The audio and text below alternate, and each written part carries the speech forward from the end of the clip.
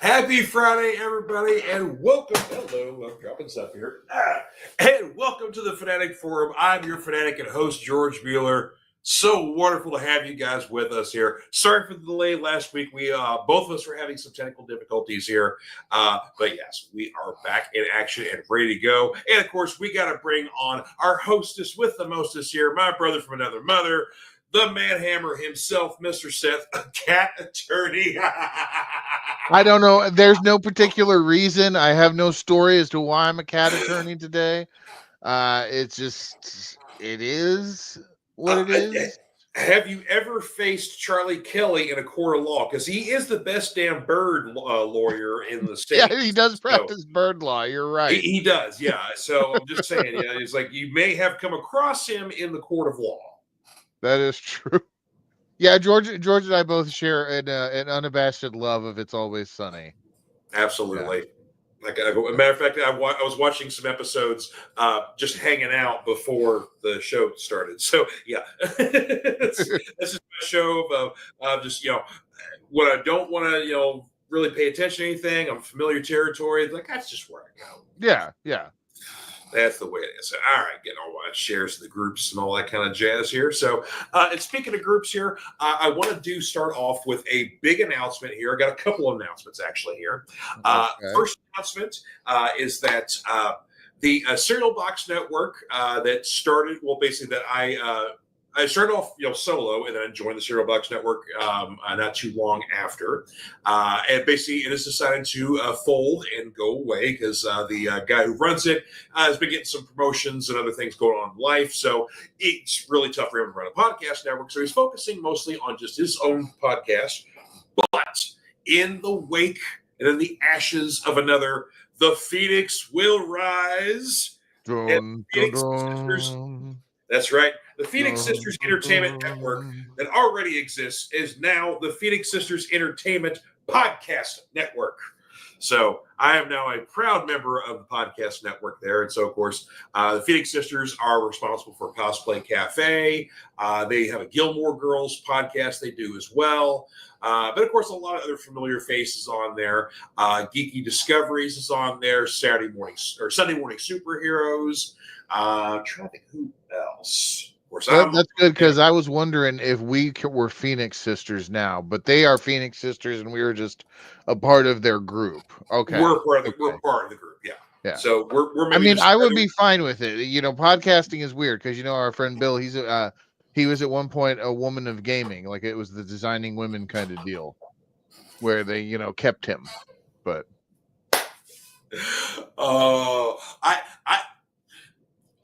I want to see a Designing Women remake now with Bill as the black guy. I can't remember his name. The guy, he was also in Mannequin movies. I remember he was yeah. Wait, was he the guy? Was he the guy that was the designer guy? They basically played like the token gay guy in every 80s movie.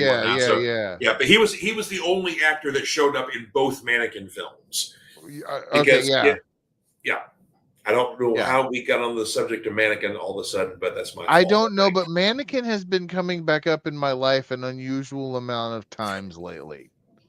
I kid you not. I grew up on the original quite a lot because we taped it off HBO back in the day, and so my sister liked it a lot. And it was one I didn't mind because Kim Cattrall's hot. So, of course, there you go. Yeah. Now here's the weird thing about it for me. Mine was Mannequin 2. And it was, that's the one that we had taped off of some HBO or Showtime when we had it.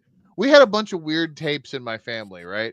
Like that we taped off of things. So, and this is a side note. I'm sorry, but we had a tape that had the first part of Project X and Tron. Nice. So I'm wondering, like the whole time, like I'm watching this movie about Matthew Broderick and a monkey. And, and I think they get sucked into the computer. That's, in my child's mind, that's what happens because the tape, flops over. And and then so everybody's talking about how great Tron is. And I'm like, that movie didn't make any freaking sense. They never resolved any of the plot points. Where's the monkey? Yeah, it's like, where's the monkey? Yeah. Oh, that's beautiful. I love it. apologize too. I'm playing with Moxley back here. He has been I've been unfortunately not been home as much, so he's been feeling neglected. So I'm Yes. him Yeah. as As we a matter of fact, podcast. Bradley's on here. What is up, Bradley Smith? Good to see you, brother. The dog's in the background. Yeah. Yes. So, Yeah. yeah. That's Yep. what I'm saying. He's a needy boy with attention. Yes, he So is. Well, and yeah, that's perfectly fine because it's like the cats right now aren't, but they frequently guest star on the podcast from time to time. So yeah. Oh, and of course, Brad is also a Sunny fan here. There he is Whoops, again. Yeah. I seem to have dropped my monster condom for my Magnum Dawn. Yeah. Yeah, and that's it. Technically, yes, it's Frank Reynolds, but technically that is Dr. Mantis Toboggan because he was in character at that moment. So it's okay. yeah, that was Mantis Toboggan. That was the Toboggan. Yeah, that was the Dennis System episode. So. Oh, okay. Yeah, that's right. Yeah, love that episode. And fun fact on that episode, the girl that Dennis is trying to do the Dennis System thing on, that's actually his wife in real life. I love that. Okay, one thing that I love about sitcoms is how they feel like plays, and like Always Sunny feels like a play, but it feels like that good stock company that continues to use the same thing because it's like everybody's intermarried with each other. Yep. It's like what is it? Mac and Dee are married in real life. Yep. And then Charlie Charlie the waitress. Yeah. Yep. So yeah, it's wonderful. Has Rhea Perlman ever been on the show? Yes, she has. Okay, yes. Okay. Yeah, I was wondering. She's only been on in one episode. And it was just like a brief one because it's basically it was the episode where the gang gets cursed, and so everybody thinks they're cursed, and so Rhea Perlman plays one of Dee's neighbors, and Dee has like a really bad interaction with her, calls her a C-bomb, all that kind of stuff like that, and so then she has to like make nice with her for a little bit, and then like that's it. So it's just like it's literally 2 scenes and that's it. So it's only been 1 episode. She never has interacted with Frank on the show, which is it's a crime. But she's actually been on the show once at least. All right. Yeah, one of my favorite episodes of that show too, by the way, is Frank's Pretty Woman. Oh my God! Yes. Yeah, when he decides that he's going to marry the prostitute.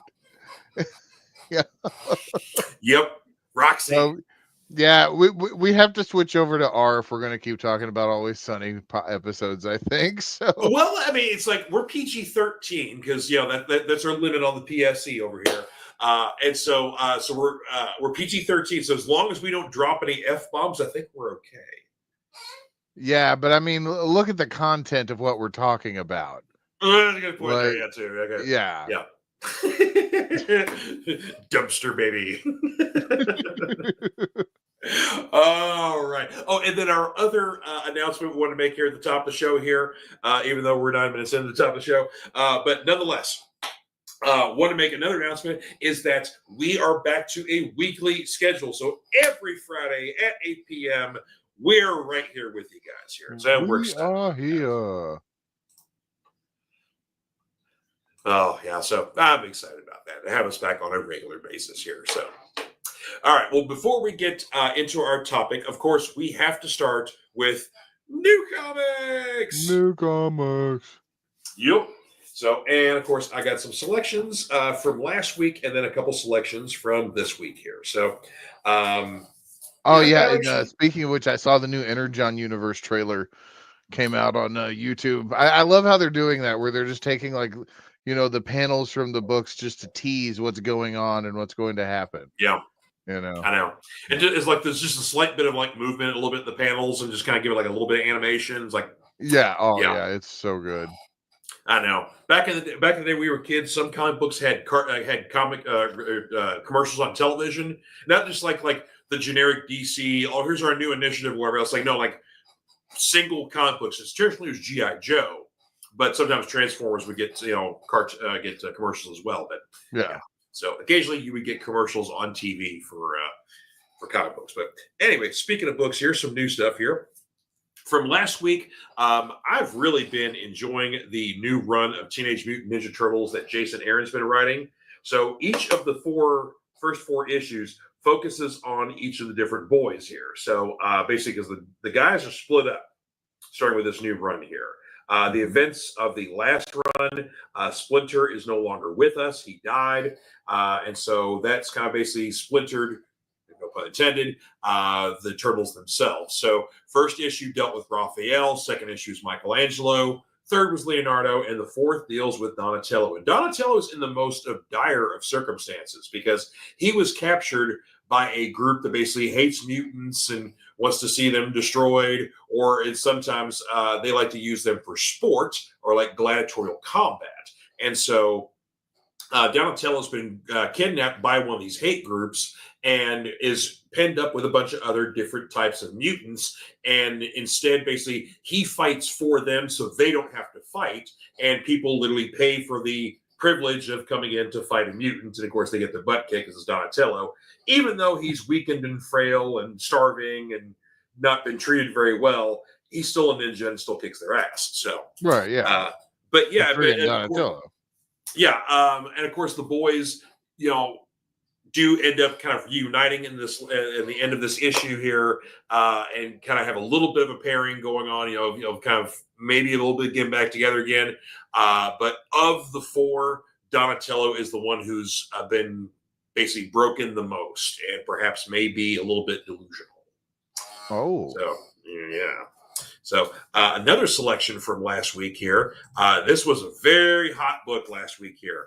But of course, DC is doing their new All-In initiative here. That's the new world, which they did not rewrite their continuity. Continuity is as it is, but they're doing a lot of new things, new creative teams. But in this case, the band is back together again. But the difference we got Justice League Unlimited. And when I mean unlimited, that means everybody is a member. You got Star Sapphire. It's her first time. Oh, whoa! What happened?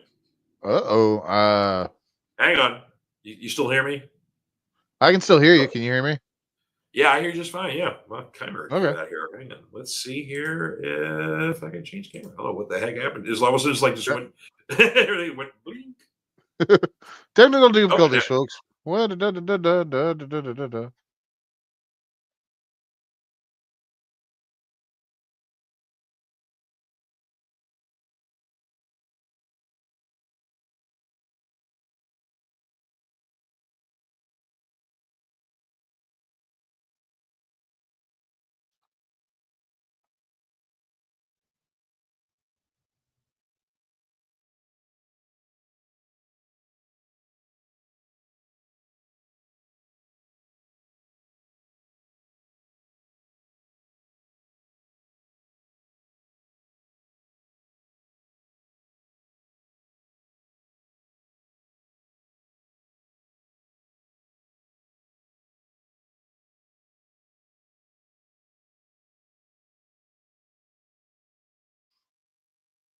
So George's PC is rebooting right now, and it is me. So hey y'all, how you doing? I will see if okay. So yeah, we don't have any new comments or anything. But yeah. So while George was talking about comic books, I will talk about something dorky that I was interested in. The fifth Stormlight Archive book came out tonight. Oh, there he is. He's back. Yay. Wow. Who has two thumbs in their computer just suddenly rebooted? I mean, literally, it's like it just yeah, now everyone at home can understand, how we just have like random technical difficulties that don't make any sense as to why we have to cancel from time to time. I mean, what the heck, man? It's like, yeah, so we're back. Yeah. Good forward. Anywho, so as I was so rudely interrupted here, so so going back to Justice League Unlimited here. So yeah, in the wake of the Absolute Power storyline, the entire Justice, like everybody in the DC universe that's the good guy, they're in. They're members now. So you like Star Sapphire as a first-time member. Of course, you got guys like Captain Adam's back, Black Lightning's back in. But literally, like I said, it's everybody. That's the reason why, like the Justice League satellite that they rebuilt in the all-in special is Yeah. 3 times the size of the old one. So, yeah, basically, you want to know how far back they're going in the callback situation? Remember Airwave? No, actually, I do Airwave not. he was introduced in Action Comics initially. He started off as kind of a villainous character that very quickly turned into a good guy.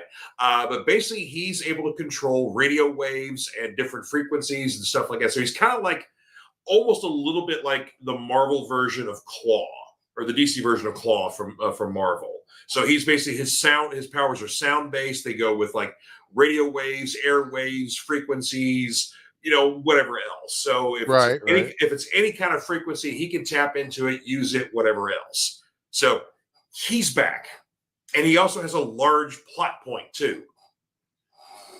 But it's like they're pulling out it's a lot of fun, especially for an old school DC fan. We're getting back to being fun again. And then one book I had to showcase here because I saw this cover. This is normally a book I would not pick up, but it was an outstanding cover. And then actually one of my regular customers on Whatnot, as I was doing a stream, gifted this cover to me. So it was the first time someone actually gave me a book on Whatnot. But Sesame Street issue number 4, The Amazing Mumford's Card Trick.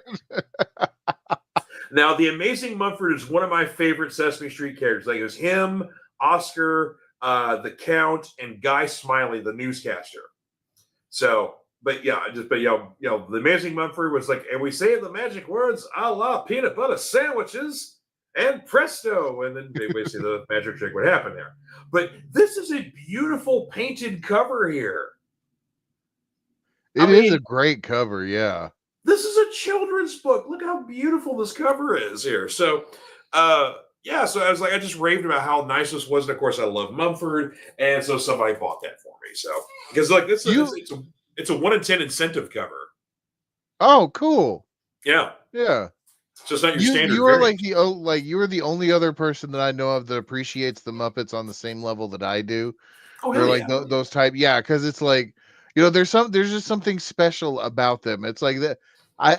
It's hard for me to view them as puppets. It's like I do see them as characters almost. Oh yeah. I was at the shop yesterday or a couple days or so, and somebody was talking about like Jason Sudeikis has done like so much stuff for the Muppets, like because much like me, he grew up on them, and so if I was an actor of renown, that someone would say, "Hey, George Bueller, would you like to be in a Muppets project?"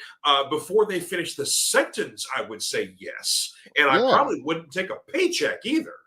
So, I mean, it's the Muppets, man. That was like a humongous part of my childhood. Oh, yeah.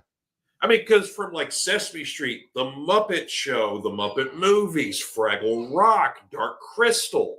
I mean, come on. Were you a Muppet Babies guy? Oh, hell yeah. Okay, yeah. Dude, Muppet Babies was my jam, especially how like they would always do the whole movie like homages or parodies, like the Star Wars episode, like that. Yeah, that was some classic stuff. Love that stuff. Yeah, matter of fact, I've got to talk to him a little bit, but Guy Gilchrist is kind of a frequent guest that when we do like the charity thing for the Multiverse Fundraiser Network, he's a frequent guest we like to tap into sometimes. And so you want to talk about somebody that was instrumental to the Muppet Babies, it's Guy Gilchrist, because he was one of the animators for the cartoon and then also was responsible for the comic strip for its entire existence. And so got to work very heavily with Jim Henson. So of course, he's an animator of renown, done a lot of other stuff outside of Muppets related things. But it's so interesting to have like a living, breathing person who had, contact and worked closely with Henson and be able to have that kind of connection and talk to him and get Jim Henson stories and stuff like that. So like, yeah, you want to turn into an instant little kid again, man. It's like, just find Guy Gilchrist at a convention anywhere, because he will talk your ear off when it comes to Muppet stuff. You can ask him all the Jim Henson questions you want. He's used to it after all these years. Like, he knows that's how big of a part of the Jim Henson played in his career. So it's like, that's special stuff, man. So yeah, I'm with you. Oh, yeah. 2 more comics we're going to talk about here. This is new releases this week here. But got Batman 155, which let me bring the thing back up here on this one here. So both in Batman and Detective Comics, we actually have mysteries going on. Actual murder mysteries and whodunits and sort of things like that. So in Detective Comics, we've got a new vigilante that's going around and basically killing juvenile delinquents. So in ways that Batman would kind of let him go, this person isn't. Over in the regular Batman series here, Jim Gordon has been accused of murdering the current mayor of Gotham City. And Jim kind of thinks he did it. Maybe he didn't do it. He's not entirely sure. But, but the thing was that there's a lot of evidence pointing his way because Jim was actually having an affair with the mayor's wife. So he was at the scene of the crime shortly before the murder happened. So, also the gun that was used was an old-fashioned police revolver. So, it's like literally, Gordon is trying to basically have Batman. It's like, investigate this and convince me that I didn't do it because I think I did it. Yeah. So, yeah. So we have 2 different mysteries going on in 2 different Batman books. And if you count the last Halloween miniseries that's going on right now, that's 3. So we, instead of playing all the Superman and superhero bullshit sometimes that Batman tries to do, we get actual detective stories in Detective Comics featuring the world's greatest detective. Nice. Oh, and speaking of detectives, you're one of your favorite characters, The Question, even though it's the new version of Renee Montoya, she's got her own book now. Oh, really? Yes, the first issue's out now. It's the only one out. But basically, guess who is the chief of security on the new Justice League Watchtower? The Question, oh. And she's already got a mystery to solve on the new Watchtower. So yeah, there you go. So so The Question's got her own book, and there you are. Yeah, see now I love it. I love the Vic Sage Question, but I'm totally down with the Renee Montoya Question too. Mm-hmm. I love how they handled that transition and everything. Just like the whole with the 52. Yeah, it was 52, wasn't it? Or was it? Yeah. I've said this before, and I'll say it again. When it comes to DC versus Marvel, DC has always handled legacy characters much better than Marvel did. There was always a sidekick that was set up to take the role in the future at some point. We saw it with Batman, Superman, Flash, Green Arrow, Wonder Woman. The list goes on and on. All the principals have a sidekick that either has taken over the role at some point or is ready to whenever the call needs to be. Yeah. So now, one thing I do think is interesting with Marvel, though, is like in the case of so I was thinking about this while playing the game, Spider-Man. mm-hmm. So like Miles Morales shows up and he's never Spider Boy. He's never, Spider Lad, he was, he's always Spider-Man, Mm-hmm. and Peter's just always kind of cool with him being Spider-Man, encourages it. And I always thought that was kind of cool. It was like he was allowed to become a different version of Spider-Man. Yeah. And even though they shared the same name. And I agree. And I do like that. It really came down to the understanding that Peter knows exactly what Miles went through, because originally in Miles' world, basically he was like the last. Basically there's 2 survivors of the original Ultimate Universe: Miles Morales and the Maker, which is the evil Reed Richards. So Miles came to our world. The Maker came to our world for a while. Then he went and created his own world, and that's what the new Ultimate Universe is all about, is that new world in the Maker's image.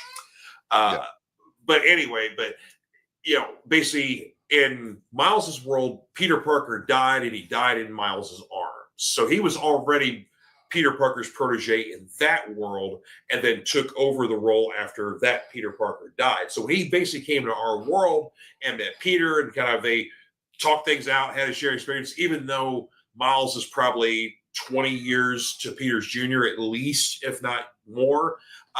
Peter had like an almost kind of instant respect for Miles. Yeah.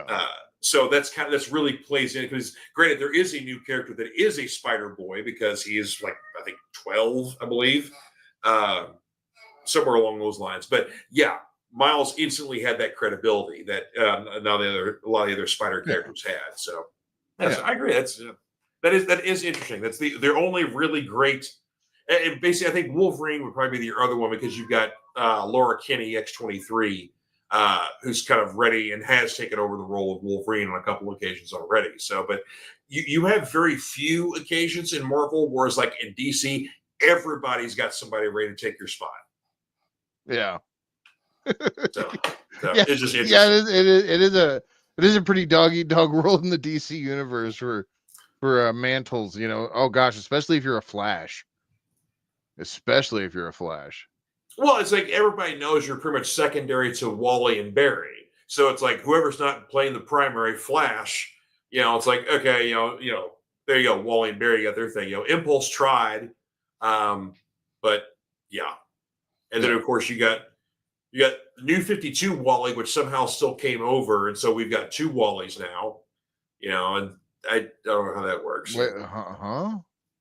Yeah, basically, because the new 52, you had basically the black Wally West, and then when they mirrored him for the TV show, and so he came into the Rebirth universe initially as Wally. So we have two Wally Wests in the DC universe. One that does exist, which is the real one, the one you grew up on, the Ginger Tornado himself. Right, the one that I love. Oh, yeah. Yeah, I knew about those two. Yeah, the other Wally. Yeah.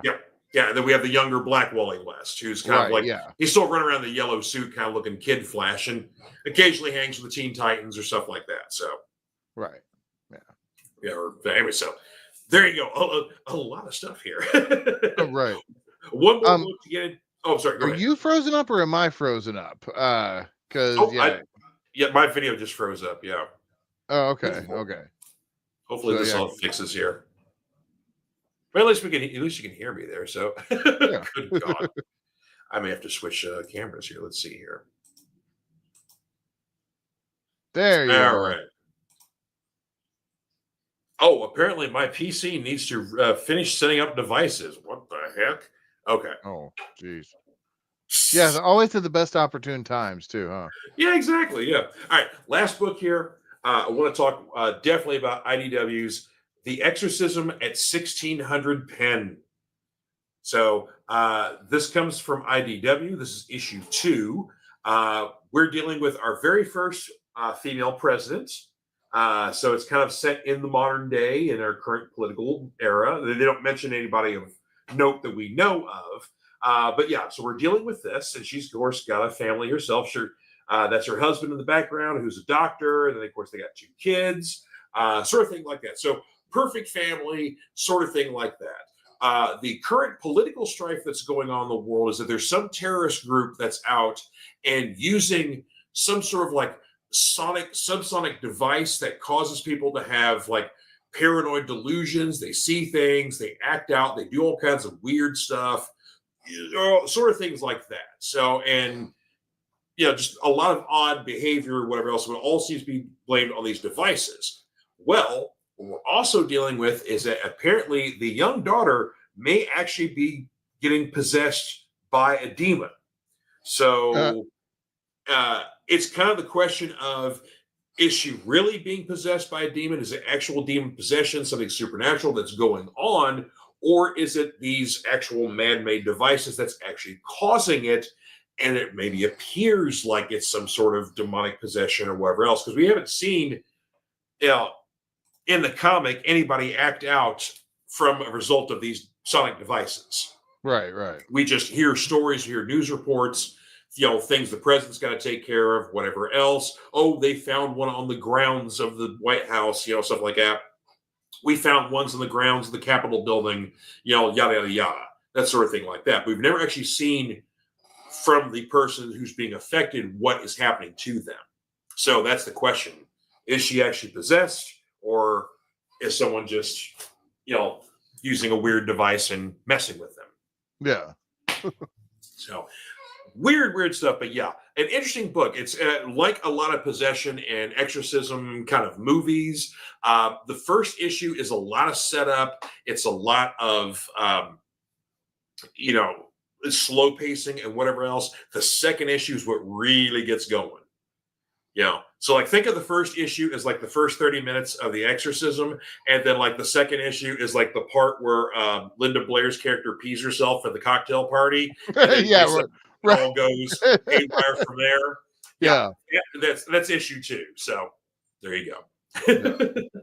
Yeah. Oh gosh, man, The Exorcist is probably one of my top 5 favorite movies of all time. I love that movie. Yeah, without a And it doubt. terrifies people whenever I tell them that too. It's like, oh, The Exorcist. Yeah, it's one of my favorite movies ever. You know, yeah.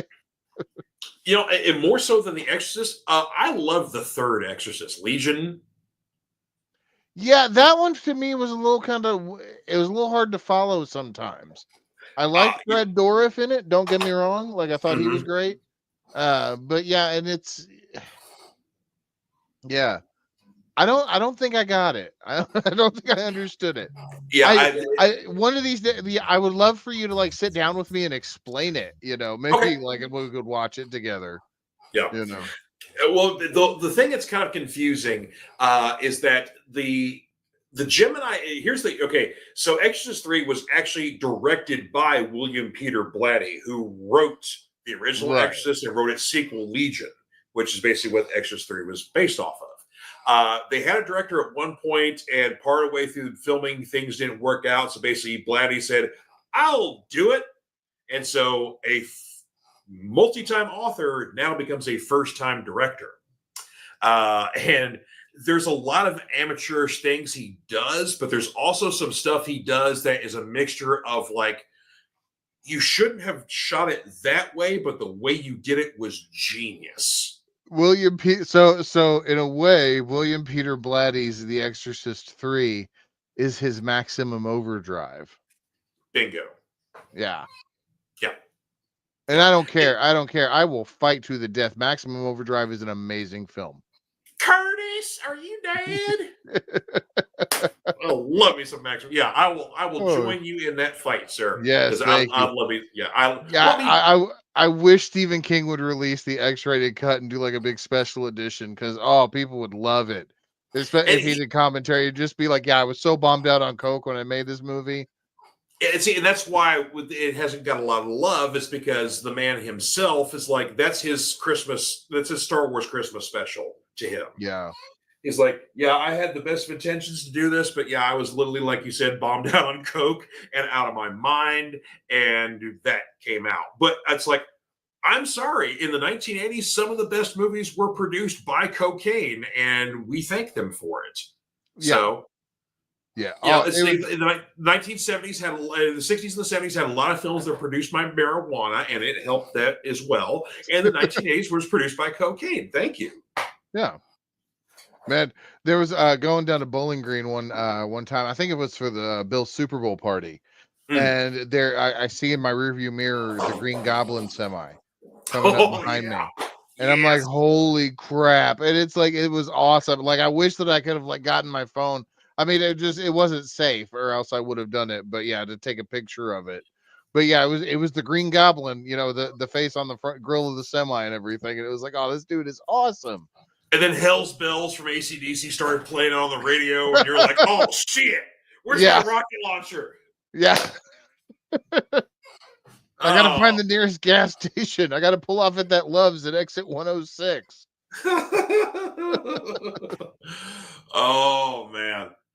Oh, yeah. And that's such a great cast there, too. A lot of good character actors in there. And, of course, Emilio friggin' Estevez at his peak. Yeah. So... But it does have one of my favorite scenes of all time in that movie, where after the Emilio Estevez is outside pumping gas, right, all day, and then he comes in and they're bandaging his hands like in these giant mitts, he's just they're just shredded from pumping gas for so long. I love it. It's ridiculous. Bradley's got here. This machine just called me an a-hole. Yes, it is on Tubi. It's on Tubi? Oh, yes. Yeah, God yeah, I'm probably bless gonna watch that Tubi. tonight then. Yeah. God bless Tubi. I tell you what, man. No kidding. And on the eighth day, God made Tubi. So just saying. All right. Well, let's get to the topic at hand this evening here. I think we've danced around the maypole enough here tonight. Our Mhm. topic is, can an unfaithful adaptation still be successful? And you came up with this topic here. I really like this idea here because we've seen, as geeks, you're going to see adaptations of your favorite books, comics, manga, video games, board games, whatever else. There's going to be a page to screen adaptation coming in its near future if it's a successful thing, right? We've seen so many gamuts of, faithful, great adaptations of something. We've seen some things of, well, they make some changes, but they're acceptable. And then we've seen some complete bastardizations of the stuff we love. And there you go. And sometimes it makes it to screen, and there's a lot more times it doesn't. So that's what we're going to be talking about tonight here. Yeah. So you want to start off here because you brought up a couple of properties recently that have been basically games that have been translated from video games to screen for a TV series that, again, really kind of play with the core mythology. Yeah. So actually what actually prompted this was a thread on Reddit about the Dark Tower movie. Do you remember that with Idris Elba and Matthew Mm-hmm. McConaughey? Now, Yep. are you familiar with the Dark Tower books? Have you read those?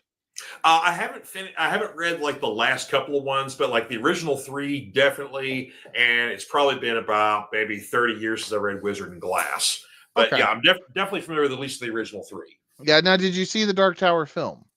Yes, Okay. I did. Now, what was your impressions of it? The casting was good. I love the idea of Idris playing the gunslinger. Mhm. I didn't have any problem with the race changing or anything like that. I didn't think that was necessarily important to the character. Right. Um, Yeah. I, Yeah. I, yeah, I love the idea of McConaughey playing the Man in Black because the Man in Black plays so many other characters throughout Stephen King roles. I said if they ever do a full-on movie, not like a TV miniseries or any kind of that stuff like that, like a full movie of The Stand, Randall Flagg needs to be played by McConaughey. Oh, So, 100%. Yeah, I agree. so to cast him as the Man in Black for the Dark Tower stuff, like, well, that's interesting, but it's like the Man in Black kind of changes personas too in the different eras. So it's like I'm not sure about McConaughey playing the Man in Black versus Randall Flagg. So, and Stephen King fans know there is a difference, even though it's the same dude. But like the same guy. Was it Tears of the Dragon or Eyes of the Dragon? Eyes of the Dragon? Yeah. Yeah. So the same characters in Eyes of the Dragon, completely different guy in that one too. Yeah, but still the same. Yeah. Still the Yeah, same guy. the Dark Tower universe is this big crazy thing. But my point being with all this is that so on the Stephen King subreddit, like people treat this movie like it is the worst thing that has ever existed. There's like Hitler on one level and the Dark Tower movie, and I'm a huge Dark Tower fan. Don't get me wrong. The Dark Tower is my Lord of the Rings. Yeah. The movie I didn't think was terrible. It had some stuff in it like that. If they would have sequelized it, I could have seen where it had been built on. It had a lot of all the core DNA Dark Tower elements in it.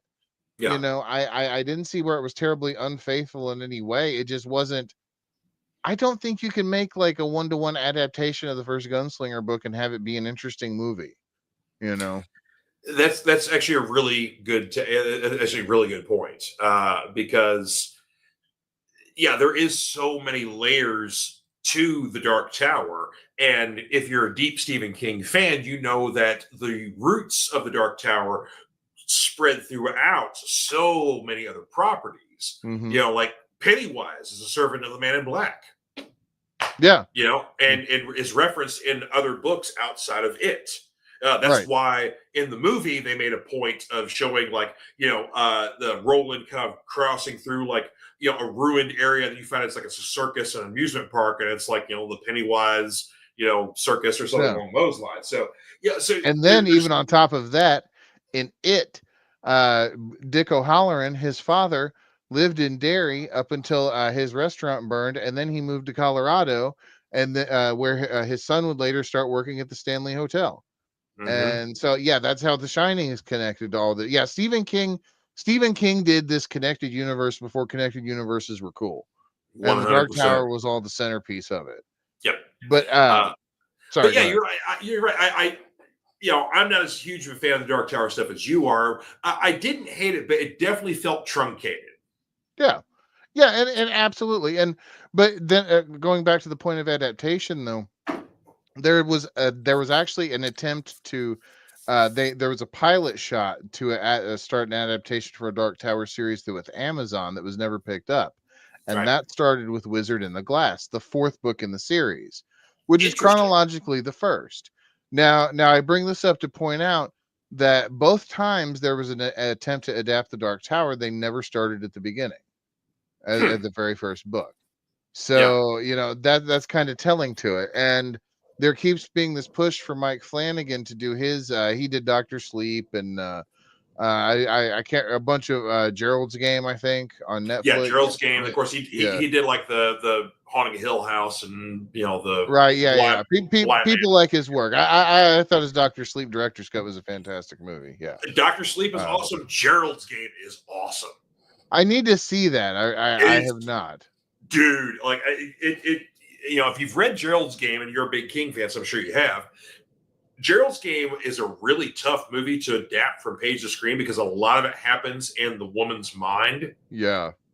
Because basically, if you're not familiar with it, basically a husband and wife go off for a weekend, basically kind of, romantically reconnecting, and they get into a little bit of like, fun and frivolity, and hey, let's get some handcuffs and, tie, and so the husband, cuffs the wife to the bed, and then he has a heart attack and dies. And so now this woman is alone with her dead husband, and no one knows they're there. Until... stuff. I don't want to spoil anything further, but yeah. Yeah. Well, but, okay. Yeah. But yeah, so it's a lot. It's a lot of the struggle of kind of like her struggle of like, oh my God, how do I get out of this thing? Sort of like that, and going through that, and then what she does to actually get out of the situation. And the movie does not hold back. No. Yeah, and oh man, the book in the book that had the scene with the dog. Oh man. Oh yeah. Oh yeah. So yeah, it's like I said. I think it was on Netflix. It was made for Netflix, I believe. So Carla Gugino and Bruce. I can't think of his last name, but he's played like John F. Kennedy in other movies, and been he was Captain Pike in the recent Star Trek movies and stuff like that. So Bruce Greenwood. Yeah, Greenwood. Yeah, Bruce Greenwood's the husband, and Carla Gugino's the wife. So yeah, outstanding cast for two people in a movie basically, and mostly it's Carla Gugino. So yeah. Definitely check it out. Yeah, but see, like Stephen King, he's been notoriously, his adaptations have been 50-50. Yep. And which is interesting, but that's the last I'll say about Stephen King stuff. But going back to the video game things that you were talking about originally, two of the big culprits right now are The Witcher and Halo. And The Witcher is currently about to start. I believe its 4th season is about to air on Netflix. Yep. And the first one without Henry Cavill, the first one with one of the Helmsworth boys. Not Thor, not the one from Westworld. Yeah, it's the third one. Yeah, but not Luke, is it? Maybe I don't know. Yeah, anyway, it's not Cavill. See, the whole main point is like Henry Cavill left the show for 2 reasons. Basically the production company, the people, the showrunners, where else decided to divert from the source material. Mm-hmm. Big problem. Because, you've got, while The Witcher may kind of seem to be something fairly new to the American audiences, these books have existed for a very long time. The games have been around for quite a while. So while it's still, maybe only like a 10 to 15-year-old property in the States. It's much older in other places around the world, especially in Scandinavia, where it originally came from. So there's a lot bigger fan base that wants accuracy to this. Yeah. And this new season, and basically the one that's starting without Cavill, is horribly diverting from that, and that's one of the main reasons why he left. And then what kind of the cherry on top that kind of end up coming with it is that I'm not sure if you know this or not. He's developing a Warhammer project for Amazon. Oh yeah, no, I'm very excited to see what he does with Warhammer. Okay. Yeah. I've really started to get into Warhammer as of late. I haven't bought any miniatures yet, but just read a couple of the books and just kind of played around with some of the games that were on sale. I think it was Dawn of War. It's like very much like the tabletop game, except in a $6 video game form. So Nice. yeah, and much cheaper way to do that. Yeah, 100%. Yeah. Takes less space. Yeah. Because Warhammer miniatures and the landscapes, the battlefields that people like really get into with building and painting for the Warhammer games are outstandingly impressive. Oh, but like yeah. that's a lot of time and money and resources to buy and paint. And so it's really like my main hobby is comic books. I'm really into like even the bagging and the boarding and sorting and stuff like that. So if you're like into Warhammer or you're like really hardcore into D&D, then you also like the miniatures and painting them. So I guess that's what takes up all your time doing that. Yeah. Not to go off on too much of a little tirade here, but what got me there, there was a day that I was watching these YouTube videos about people who were basically like 3D printing Warhammer miniature proxies, because 3D printing has gotten so much more cost effective that it is better to set up a 3D printing studio in your own home and print your own Warhammer stuff than it is to buy legitimate Warhammer stuff. Yeah. And so it's like, and people are doing like, they're getting like these cheap 3D miniature files off the internet, which are pretty darn close to whatever you need. They're 1-to-1 proxies, I think they're called, or they're custom proxies, but you can get them for like $5-8, and print however many you want to. And resin printing now has gotten really, really impressive. Oh man, what you can do with 3D printing now is blowing my mind. Yeah. At the shop, Tommy bought himself a 3D printer last year for Christmas, and so he was using it for a while. Then something went on the fritz, and so it has been working for a little bit. But when he was using it, like he was trying to make statues. He was working on a couple of Spawn statues that he did. There was a couple he finished that were like really impressive. Yeah. And of course, whenever somebody decides to paint them and put like a little gloss, little lacquer on them, stuff like that, it's like this is gonna be awesome. Oh yeah. Yeah, because it just blew my mind, like what they were able to do, and especially like after like the after what happened, unfortunately, not to get too into the news, but what happened to the gentleman up in New York with the speculation of 3D printed firearms. Like, did you know like there's actually like seeing some of those now, like they're legitimate handguns now. Like you can fire multiple like 20 rounds at a time. Out of the 3D not only handguns, there's rifles. You could print like you could probably print something that's akin like an AR-15. No, oh yes. Speaking of that, I was reading this article where there's a 3D printed gun being used in the Ukrainian war right now. Yeah, it's crazy. But yeah, sorry, that's like off on the. Oh, I know. The places our technology has taken us in a very short period of time, it's really interesting. But get back into our adaptations. So you mentioned another one, Halo.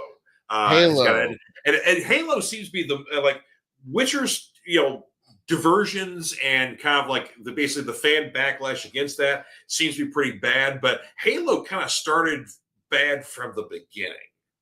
Yeah, The Witcher, the first episode, the first season, The Witcher almost gets away with it. It gets away with it, like it stays faithful enough to where you're willing to give the second season a shot. Right. But then, a bunch of stuff starts happening and you're like, wait, no, this is it's not even so much that you want to see the same stories repeated, but at least stay somewhat true to what you're trying to do with it. There's no reason to to start murdering characters that were, they're still I'm sorry. Yeah, that's anyway. Going Halo. uh Halo started rough. Halo had one good episode, and that was the first one when the Spartans came down, and that was just me trying to be hopefully optimistic about it, because I was trying to like the show. I'm a Yeah. big Halo fan. But and that battle scene with the Spartans in the beginning was pretty cool, them running around. But then after that, it was a lot of downhill, because Master Chief, there's a big debate amongst the community as to whether or not the guy needed to take his helmet off, Shouldn't because have. should not have. Master Chief in the video games does not take his helmet off. It's part of the deal. It's like, I mean, he takes it off, but you never see what his face is. Well, there's And been like, what, 6, 7 games we've never seen his face? yeah, never seen his face. He's supposed to be a player proxy. Mm-hmm. And it's, we've seen him in cutscenes in the Mjolnir armor, him running around doing all this stuff. Yeah. The showrunners of Halo decided that, no, the actor, like, you can't tell a proper story, if a character has a mask or, a covering on the whole time or whatever. And that's BS, because, I point, number one, I point to Dread. Carl Urban never shows his face, rightly so, never takes the helmet off, and does incredibly well. My earliest, easiest example of an actor pulling off a great emotional performance, and you never see any facial expressions. Kenny Baker is R2D2. Absolutely, yeah, 100%. He wobbles. That was the He makes noise. Yeah. So you can tell, like, from the noise, if he's happy, if he's mad, if he's scared, or whatever else. But it's like he's instantly lovable. He's a badass when he needs to be. When he needs to turn into hero mode, he's able to do it more than C-3PO can. But like, you never see a single facial expression on that astromech. And God bless him, you love that guy. Yeah. But and then even after that, the plot wasn't even anything near what Halo was. Like, they butchered some of the events of the game that people were excited to see. Some of the epic things that people were excited to see from the video game transferred to the screen. The lore was terrible. At one point, the evil aliens have a human girl who they've been raising as their daughter, as their proxy or surrogate religious daughter thing, and then her and Master Chief are dating. Yeah, it's weird. Just what else? Yeah, what else? The second season starts to kind of try and pick it back up, but no one cares at this point. They've lost all the fan goodwill with this, and that begs the question. It's why are you going to get a property like Halo and not make Halo? I understand making some changes. Maybe you want to, do some things here or there. You can understand, but to deviate so far from essential things that are part of the lore, part of the things that fans have wanted to see. You're a television show should be fan service, basically. 100%. Yeah, I think so. I mean, yeah, if it's strong enough to be made into a television show, it's already got an audience. It's a property like that. Yeah. Yeah, I mean, I can see the need for cultural updates or whatever time period updates where, like, for instance, like when they did the Preacher TV show, Arseface, they didn't make him a rock star. It's like, okay, the series came out in 2020, what, 1 or 2 or something like that. It's like, yeah, we don't really have rock stars anymore, so they had to like completely do a whole different storyline with him. They kept true to the character, but they just put him in a different scenario. Yeah. How was that show, by the way? Okay. Yeah. The biggest problem I have is the first season, because the first season you think is setting up all the stuff.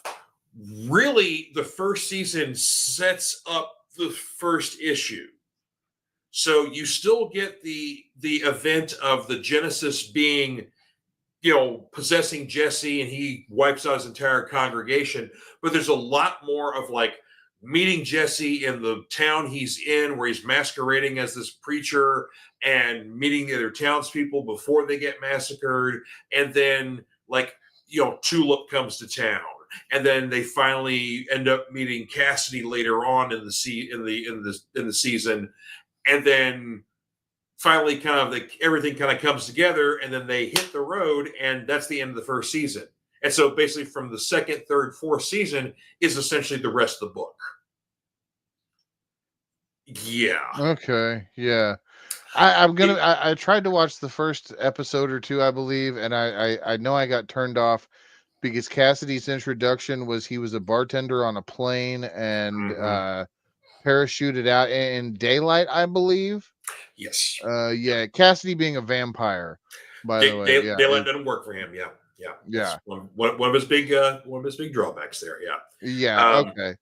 Because if it was a level of adaptation, like, okay, now this is interesting. The Boys, we both watched you've watched The Boys, right? Yep. But both written by Garth Ennis, horribly irreverent comic books, both Preacher and The Boys. Now The Boys, a lot of the elements differ from the comic book, but I believe it's a stronger adaptation. It still gets the point across. Yeah. Yeah. I think it's better than the comic book. I really do. In some ways, yes. In some elements, I miss the fact that the boys themselves don't have their abilities. Like the female, or they gave her a name in the show, but like she has abilities, and then Huey did for a little bit, and then like Butcher's got his thing. But even whatever Butcher's dealing with, that's not in the book right now. Oh no, yeah, no, the show is right now like totally off the rails with whatever. Absolutely, yeah. And I got a feeling this upcoming season, I think, is going to be the last season. I think. Yeah, that's what we're kind of winding down anyway. But there's already a lot of setups that we know, because like in the book, one of the big surprises is the identity of whoever Black Noir is. Because you don't find out till way late in the book who Black Noir is. So he doesn't get killed off at one point in the series and gets replaced by somebody else. That doesn't happen. Yeah. Now I do like though how that did change in the series. Because it made me feel better, because I was kind of almost expecting the comic turn, to be repeated in the show. But to have the gag that they did where it was somebody else, spoilers, by the way, for The Boys. But yeah, to have somebody else playing Black Noir multiple times, or multiple people playing Black Noir and not understanding the deal, it does add for the joke. Yeah, so you're supposed to be quiet. He doesn't talk. Why are you talking? Yeah. But can I just take my mask off? He doesn't take his mask off. The two things Black Noir doesn't do: A, talk; B, take mask off. You want to do both. Yeah. You're fired. Now that makes me think of another show too that I didn't think about until we just started talking about this. But in terms of adaptation and how starkly different they all are, The Tick. Yeah. Because you got the animated series that, of course, is and they're all of the Tick series are classic series, by the way. I believe. You've got the animated series. You've got the Patrick Warburton live action series. Yeah, that was the Fox Network one. Yeah, on the Fox Network. You've got the Amazon live action series. Yep. And you've got the OG comic book that it's all based on. Which they all have, some of them even share scenes, but they're all very different stories. Well, the cartoon was, I think, probably an accuracy at least like an 85 to 90%, because there was a lot of stories that the cartoon just retold from the comics. And then they also didn't change a lot of the characters. Most of the characters that was in the cartoon were straight out of the comics. It was really when you started getting into live action adaptations, especially the Fox Network one, is where you started running into rights issues. Like, Deflator Mouse had to be changed to Batman. Well, Lady Liberty had to have her name changed. Yeah. So there, Well, I was just originally thinking of those like first 12 issues where it was the Tick meeting the Superman analog. And then the Ninja arc. the 9 million Which ninjas. yeah, oh, I love Night of a Million Zillion Ninjas. Did you ever play that old beat 'em up on Super Nintendo? Yes! Talk about Dude, an that was adaptation, a fun! video game adaptation. Yeah. That there was a Tick beat 'em up game where you were the Tick, and it was if you had a player 2, they could be Arthur. Yeah, But you it was a blast. yeah, and it was so long too. It Yes, was that too. Yeah. terribly long. Yeah. Yes. But one of the things that I remember, do you remember how like every once in a while on the levels you would pick up like other icons and superheroes would fight with you? Like American Maid would come on and she'd kick or like she'd fight with you for a second before she jumped off and blah blah blah. Well, Mhm. like I remember laughing hysterically whenever I got Deflator Mouse and he gets behind me and then he just stands there and does nothing. Yeah. And it's like, yeah, that's par for the course with it. Like great gag developers, great gag. You My know, my ultimate favorite gag, he's never translated into either one of the live action adaptations, was Paul the Samurai. Paul, oh god, yes. Paul the Samurai is one of my favorite Tick characters. His gimmick is that he's an actual samurai. But in samurai code, when you unsheath your blade, you must draw blood before you can sheath the weapon back. Yeah. Unfortunately, Paul the Samurai would be very much a jump the gun kind of guy and draw his blade when maybe he didn't need to. And so then basically in order to sheath the blade, he would essentially just slice his finger or something like that. So he's constantly got bandages all over his hands because he's just constantly jumping the gun. But there's a scene where he has to smuggle his sword into an airport, and he does it in a giant loaf of French bread. And so there's a portion of a couple of the comics where he's running around attacking people with a giant loaf of French bread because the sword is still embedded in the bread. Yeah.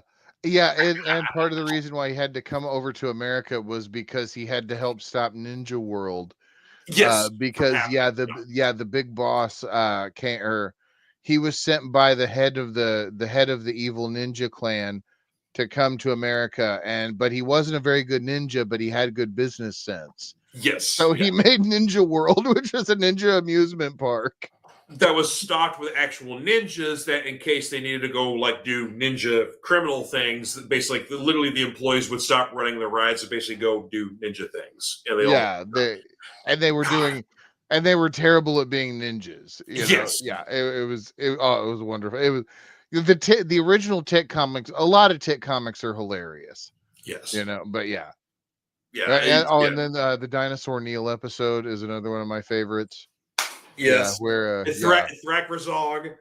Oh, Thrakus, the Tick's alien roommate. Yeah. Yep. Thrakrazog, and of course, Tick can't pronounce the guy's name right, so Thrakrazog is constantly trying to correct him, and the Tick is almost kind of screwing with him, where he keeps pronouncing the name wrong on purpose. So yeah, the way that I remember it was Thrakazog, laxative log, Thrakazog, Susan, Susan, just yeah.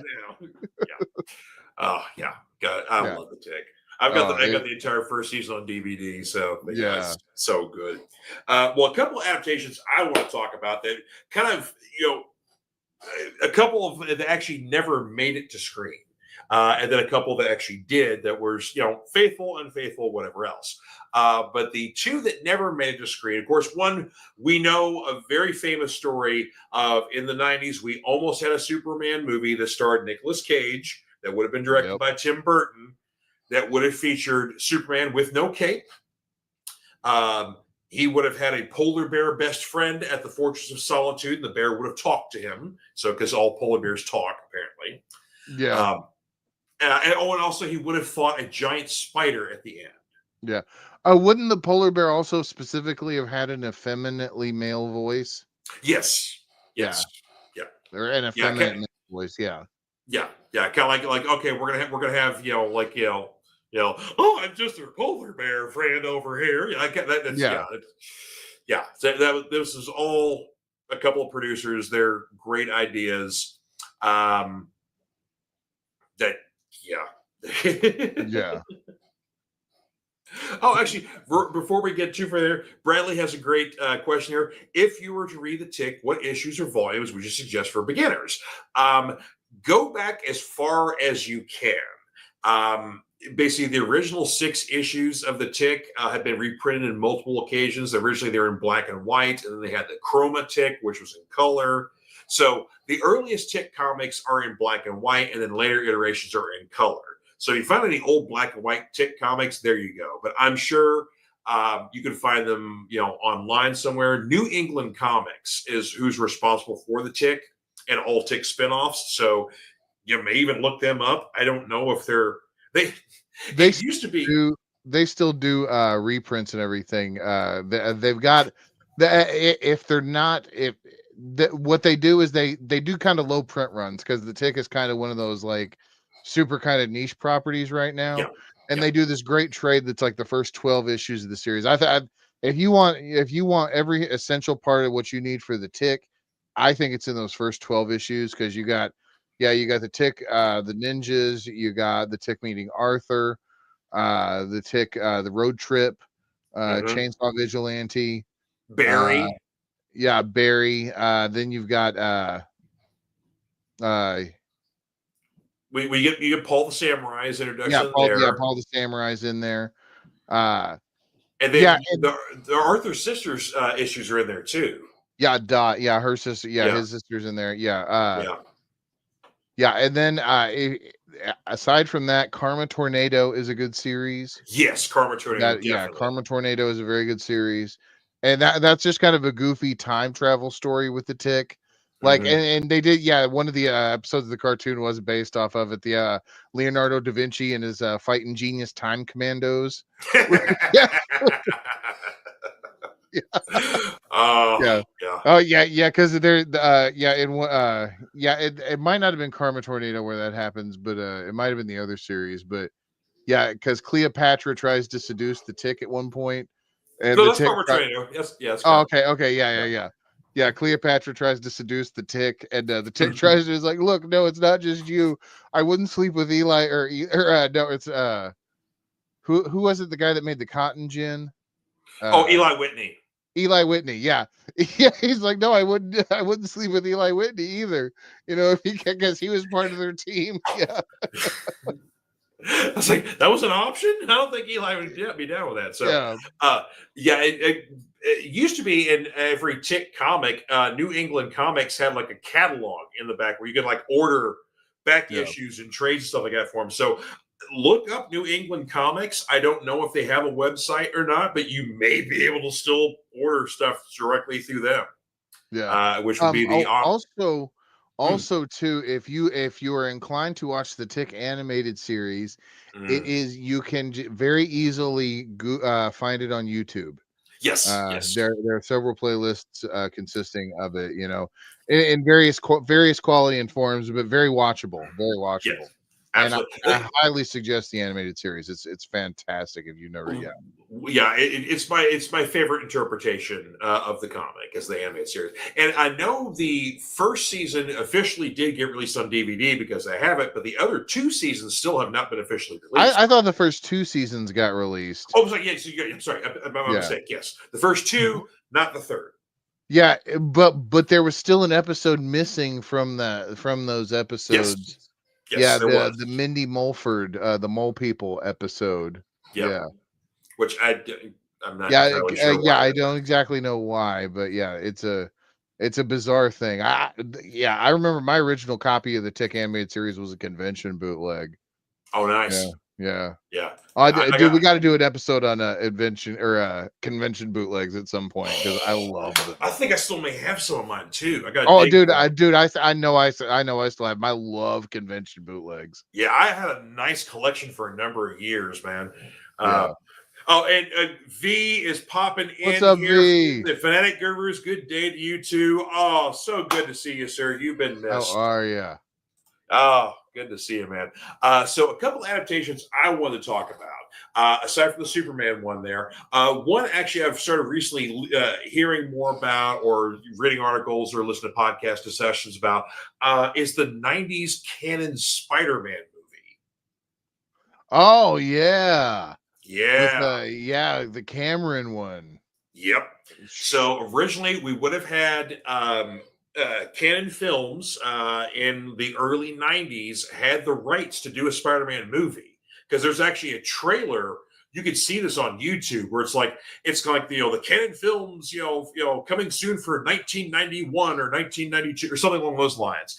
And so the Punisher one they'd already done at that point, but they're naming off like all these movies they've got in various levels of production. Either they're currently shooting, they're in script form, they have the rights to, or whatever else. And so half the list of these movies were stuff that was actually developed. One was possibly an Iron Man movie at one point. That was when Marvel was selling all their properties they were desperately trying to stay afloat. Yes, this had to have been 93, 94 because they filed for bankruptcy officially in 94. So Marvel was bleeding money at this point. I mean, that's the thing too. It's like Image Comics was having their own problems as well, but no one was as bad as Marvel was at that point. Oh yeah. So, but like this Spider-Man movie, like I said, I don't think they had like an actor officially attached. They had a lot they were looking at for Peter Parker, but they hadn't anybody officially attached. It wouldn't have featured any known Spider-Man villain. They made up a villain for this movie. But also the biggest diversion is that Peter Parker wouldn't have been bitten by a spider and then had powers similar to a spider. No, he would have actually like done a friggin' Jeff Goldblum, Seth Brundle changing into a spider humanoidish kind of character. Basically, he would have been like a monster essentially. Yeah. Oh, completely removing the friendly neighborhood spider. Yeah.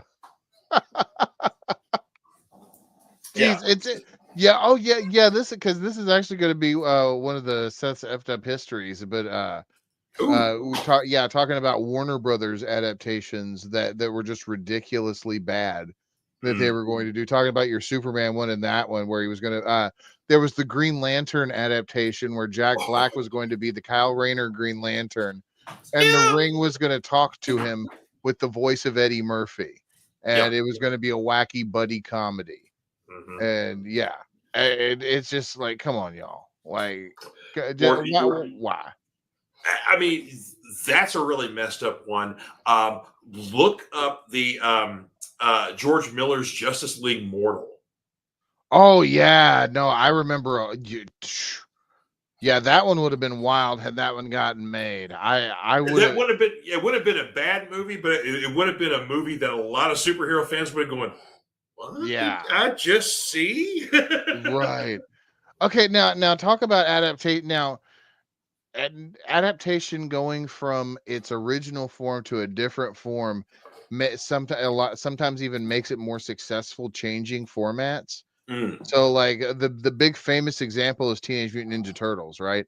The black and white comic was a big success. Don't get me wrong. It was a big part of the indie comic boom, but it becomes white hot, blows through the stratosphere when it becomes a cartoon. Exactly. And that adaptation, which is significantly different because the turtles in the cartoon ain't murdering people. Right. And stuff like that. And they all wore the same bandanas because that is the color of their clan. Their clan Yamato, so that's their clan color. They didn't sit around and eat pizza and say dude and kind of stuff like that. And all that stuff. And now another similar example to that many people don't realize, and it's a hidden comic book adaptation, is The Mask with Jim Carrey. Because the original Mask comic book is a splatterpunk nightmare frenzy of gore and viscera, and it is not the fun whimsy PG-13 Jim Carrey dark comedy. Not in the No. slightest. I mean, it is, but if you would have added in a R-rated level of violence into that movie, where he begets, like, like imagine Jim Carrey like gleefully bashing the brains out of all those bad guys like a baseball bat. Yeah. And he's singing and dancing and smiling and having the best old time, and then like there's blood and viscera flying everywhere. That's The Mask. Yeah, that's the comic book adaptation, or that's the original comic book of The Mask. Yeah, and see, and interestingly, you bring up comic book adaptations because, of course, like with Guillermo del Toro's Hellboy movies, those were pretty accurate adaptations. Especially, the first movie adapts Seed of Destruction, which was the first Hellboy story. Yeah. So that was really good when it comes to an accurate, staying on course kind of movie. But an interesting thing was, and of course, when this initially came out, a lot of people didn't realize it was a comic book, was the original Wesley Snipes Blade. It came out in 97. Yeah. Yeah. So a lot of people didn't realize this is the character from Tomb of Dracula because, while Tomb of Dracula was a popular book back in the day, it kind of, went away. And basically by the 90s, it was almost forgotten by the people who never read it. So Blade was kind of a new character. But a fundamental thing that Blade changed from book to screen was that Blade in the comics is human. His mother was killed by Deacon Frost when she was literally in the process of giving birth, and this vampire who masqueraded as a doctor is killing her as she's giving birth to the baby. And he had every intention of turning the baby too, but basically as a result of getting the vampiric blood in the bloodstream before he was born, he is immune to vampire bites.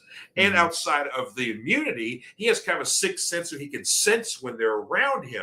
But outside of that, he has no other powers. He's just a regular dude armed to the teeth with a whole lot of stakes and crosses and stuff like that. Wesley Snipes movies turns him into the Daywalker, where he is a half-breed. He has vampire and human qualities. He's able to walk in the sun, but he has a little bit of the strength and a lot of the benefits and all the weaknesses, essentially. Right. So the movie becomes wildly popular, takes off, big time sort of thing. Like a huge hit for Wesley Snipes, huge hit for Marvel. Marvel changes Blade in the comics. Literally 2 years later, they do a run where Blade is working for S.H.I.E.L.D. and there's some experiments they do on him after he gets injured trying to help him, and they basically turn him into the Daywalker halfway through the series. And then from the rest of Blade's existence in Marvel Comics up to this day, he is the Daywalker. Yeah. And so it's like the 70s were just forgotten entirely. So this is a very rare example of a huge diversion from page to screen, but then the page adapted to the screen. Yeah. So, remember too, Spider-Man did that for a while because of the Cameron adaptation, or the Sam Raimi. Well, right, but the point that they took was what Raimi took from the Cameron. Oh yeah, the organic web shooters, which was weird because at one point in Spider-Man he gets sucked into this big spider cocoon, and then all of a sudden he doesn't need web fluid anymore. It's the organic web shooter. And now, did Ultimate Spider-Man make his own web fluid, or did he have the organic web shooters? No, he had web shooters. Yeah. Okay. Yeah, and Peter's back to web shooters now in the comics too. Right. It didn't last very long. People don't like. You can add Spider-Man. You can have, as long as there is a man named Spider-Man and Peter Parker is under the thing, you are okay. It is if you try and say that Ben Reilly is now the only Spider-Man, that's when you start to run into problems with Spider-Man, Spider-Man needs a status quo base underline deal. Yeah, and it works like they had the recent Beyond storyline a couple of years ago where Peter was like horribly injured and out of commission, and so he specifically asked Ben Reilly to take over for him in the role, and then of course Ben gets involved in a whole bunch of other stuff to kind of the status of where he is now. Where he's not even a Spider-Man anymore. He's taking the role of this character called Chasm, and he's got more supernatural abilities. There's all kinds of mishigas we won't get into, but anywho, so you do get some kind of change, but yeah, Blade has definitely been the most significant change when it comes to page and to screen adaptations there. Yeah. Of course, we talked about King a little bit at the top of the show. We were talking about this sort of thing like that. And one of his most hated adaptations is one of his most successful, which is The Shining. Yeah. Oh yeah. Yeah. That's a good point to bring up. Yeah, because he wrote the book, but he did not like the movie so much so that he readapted the book as a TV movie, which was, it had its moments. Not going to say that it was good. But the problem is that you've got a lot of talented writers and directors who would do, like Mick Garris was involved with a lot of the Stephen King TV movie adaptations. Yeah. Mick Garris is a very talented writer and director and a huge Stephen King fan. Very that's the thing. Some of the best King adaptations are people who appreciate King and are faithful to the work. Mick Garris, Frank Darabont,